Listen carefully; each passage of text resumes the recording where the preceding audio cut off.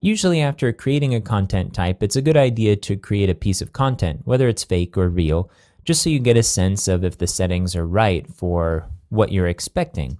So we'll go ahead and click Content, Add Content, and we'll click Product. And in this case, we have some content that we can use that is legitimate for this site. If we go to the resource pack, I'll jump to the File Explorer here and go to the resource pack. And we go to Data to Import. There's the first product description.txt file. And if we open that up, we have a title and a body here. So I'm going to copy the title and paste it into the name. I'll go over and copy the body and paste it in here. So this is for the Airspeed Velocity t-shirt, which is actually a pretty cool shirt on thinkgeek.com.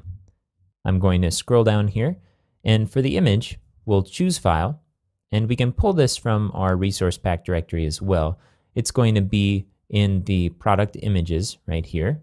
I'll expand it and select airspeed.jpg. We'll leave Create Revision checked. I'll click URL Path Settings. And now this brings up a question that we haven't answered yet, which is how do we want our URLs to look for the various types of content on our site, particularly in this case for the product pages.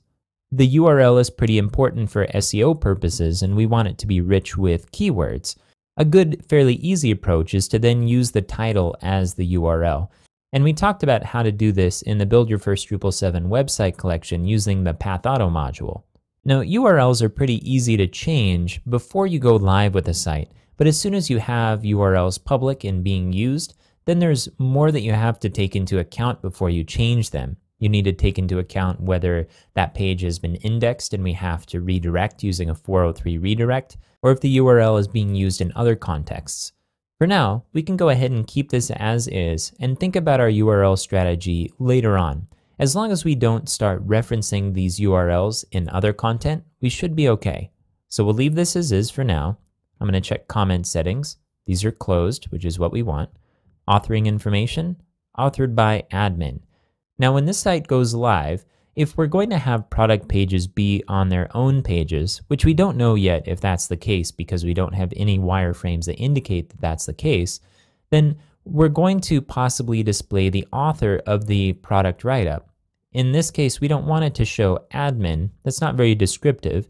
It doesn't tell us the person that was responsible for it.